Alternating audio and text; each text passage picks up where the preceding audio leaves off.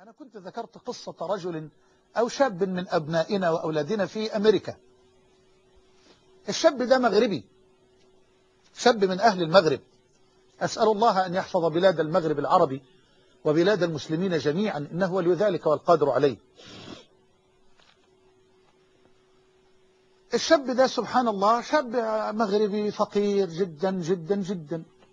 وبعدين زيارة فرجعت مرة أخرى بسأل فين يا ولاد فلان؟ شاب صغير 22 سنة 23 24 لا يزيد. قالوا لا ما شاء الله يعني فلان ما شاء الله خير الحمد لله خير. قال لا ده بقى خلاص ملياردير. ملياردير ايه خير دخل مكان مقامرة ولا قمار؟ قال لا ايه اللي حصل؟ سبحان الله راكب في أسانسير في ناطحة من ناطحات السحاب في نيويورك، وقدر الله الأسانسير فيه ناس وبدأت ناس تنزل. فالمهم بقي في الأسانسير مع فتاة أمريكية جميلة جدا لعدة أدوار أو لعدة طوابق.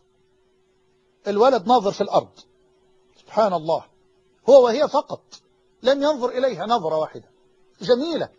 وطبعا البنت معروف البنت في أمريكا بتطلع وهي يعني نسيت تلبس،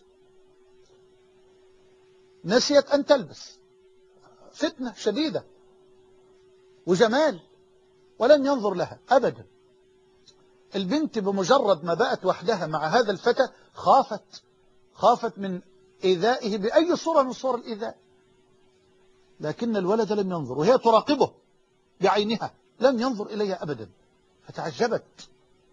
فتعجبت سبحان الله. بقرأ أنا الإحصائيات، فبيقولوا الإعلام في أمريكا بيقول إن بتحدث حالة اغتصاب في أمريكا كل 3 ثواني. فالجهات الرسمية أنكرت وقالوا لا ده كلام مبالغ فيه جدا. قالوا إيه امال الموضوع إيه؟ قالوا لا حالة اغتصاب كل 6 ثواني. شكرين يا سلام على العدل والإنصاف، ماشي كل 6 ثواني. فالبنت خايفة جدا. المهم جاء طابق الأخ هينزل فيه، نزل شغال في مكتب من المكاتب في شركة من الشركات، نزلت وراه استوقفته قالت له، والولد يجيد الإنجليزية بفضل الله تبارك وتعالى، وجهه جميل منير وجهه طاعة. فقالت له هو أنا مش جميلة؟ قال لا ما أعرفش، أنا لم أنظر إليك. قالت ليه ما نظرتش إلي؟ هو أنا مش جميلة ولا إيه؟ قال لها دين يحرم علي ذلك. سبحان الله.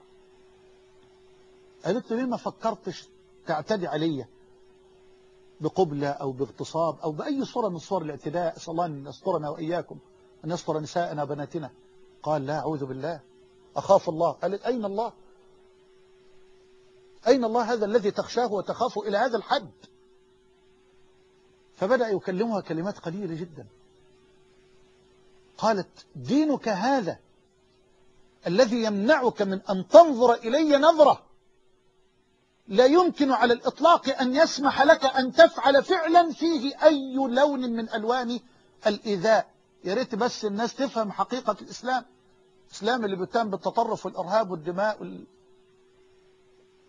قالت له دينك هذا الذي يحرم عليك أن تنظر إلي نظرة لا يمكن أن يسمح لك أن تفعل فعلا فيه أي لون من ألوان الإيذاء. قال نعم، وبين لها. فقالت له تقبل أن تتزوجني؟ قال أنا مسلم. ما دينك؟